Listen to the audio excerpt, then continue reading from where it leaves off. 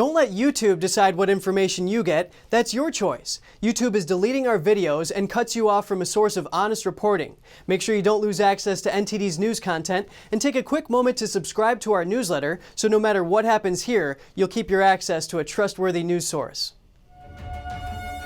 And Apple seems to be delaying plans to scan iPhones and iPads for images of child abuse. The pause comes after feedback from customers, privacy advocacy groups, and even internal staff, according to Reuters. It's still planning to introduce the changes. It says it just needs more time to collect feedback and improve the features of the system. The system would keep a database on Apple's servers of known child abuse images. Apple would then scan the photos on your device to see if any of them matched. It's unclear what would happen if they did. Critics argued the feature could be exploited by repressive governments looking to find other material for censorship or arrests, and said it would also be impossible for outside researchers to know exactly what Apple was scanning. Apple says it would allow security researchers to verify its claims. A school district in Southern California held a press conference about people fleeing from Afghanistan. The district is working to raise awareness about loved ones who've returned and those who are still stranded. Here's NTD's Eileen Ang with more. Good afternoon. The Cajon Valley Union School District gave an account of local students and families impacted by the events in Afghanistan. They spoke about those who returned home safely and the strategies for the ones still stranded in Afghanistan.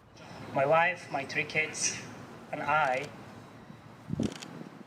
woke up in the morning on Sunday, August 15, and we saw no government, no police, all police stations and government departments were empty. Everybody left, and all their equipment left behind.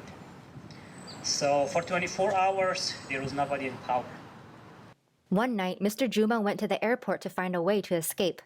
But when I was waiting behind the crowd to see what's the situation, how we can get out, somebody hit me in my back. So it was so hard hit. So I ran away. When I looked behind myself, I saw a Taliban guy. After passing through many Taliban checkpoints, they made it to the airport where Marine soldiers brought him and his family to the U.S. A father of 5 described how difficult it was. It was really hard for us to pass the Taliban gate. And they told us, why you guys are leaving Afghanistan? Why you guys not staying here with us? I told them, that's our country, that's my nation, we're living there. So we have to get out of here. Fawzi sent many emails before a congressman in Southern California responded and helped him get out. And I want to say sorry for those people that they lost their life, either Marine or Afghan. They are all part of our family. I have a clear message to the United States that most of people are suffering in Afghanistan. They are waiting to evacuate from Afghanistan as soon as possible. They urged the government to help others get out. My heartfelt condolences goes to the U.S. service members who has been killed during this operation, helping others to evacuate from Afghanistan. We located them, we provided intelligence, our employees communicated through WhatsApp and Facebook Messenger to help direct the ground troops to find them and extract them to give them safe passage to the airport. Because these are people that worked for the U.S. military. They're not friends of the Taliban, so they have to hide from the Taliban. Miyashiro said there are a lot of privately funded teams that know where the last family is and have a plan to rescue them.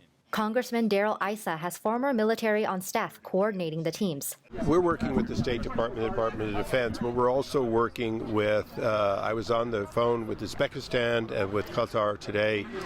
They're all taking a leading role. I have appointments with the Turkish ambassador. They are also taking a leading role. These countries still have embassies, which means they have diplomats in Kabul, and as a result, we're going to leverage their resources until or unless there are more U.S. resources available. According to the Cajon Valley Union School District Family and Community Liaisons, a total of 38 people were rescued. 19 of those are Cajon Valley students. They are working on bringing a family with 3 students who are still in Afghanistan home. Eileen Ang, NTD News, California. Another bill that's being called anti-critical race theory legislation is headed to the governor. On Thursday, the House passed the bill with changes which the Senate accepted. The Texas bill would do several things, like require that slavery and racism be taught as deviations from, betrayals of, or failures that don't live up to America's authentic founding principles. It would also ban teachers from asking students to participate at political events. And they can't be required to learn about the New York Times' 1619 Project. Representative Ron Reynolds, a Democrat, opposed the bill. Reports say he called it an attempt to censor valuable education and whitewash America's history. The Texas governor has not yet addressed the bill. And one tech company CEO is worried that control of the internet's infrastructure is being consolidated in the hands of a few big players, giving them the power to censor and control information as they please. In fact, he's so worried he's calling on Americans to establish a second internet based on free speech principles. NTD's Miguel Moreno has the details.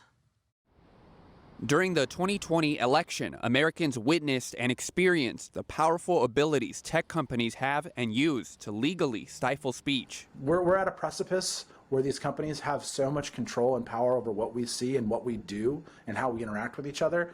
Martin Avila is the CEO of RightForge, an internet hosting company. He's now calling for a second internet. In other words, making more and supporting more internet companies that value American rights like free speech to prevent what happened to social media platform Parler.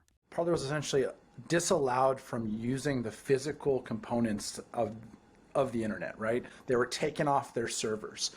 This was completely different than any other sort of deplatforming or censoring. This was the taking away of an ability for a company, a private company, to do business and exist at all on the internet. Shortly after the January 6th Capitol breach, Apple and Google removed Parler from their app stores for several months. Amazon also removed Parler's website from its web hosting service. The big tech companies accused the network of being too soft on content that incites violence, which Parler denied. Are your values what make you stand apart from these other companies? Absolutely. I mean, we've from its inception, we included the Declaration of Independence and the Bill of Rights in our corporate documents because we said there needs to be an internet company that projects American values throughout its entire organization, and so that people can know that that is what RightForge is. Avila says his message is for everyday Americans. People with websites, for example, can move their sites over to web hosts that embrace their values. Miguel Moreno, NTD News.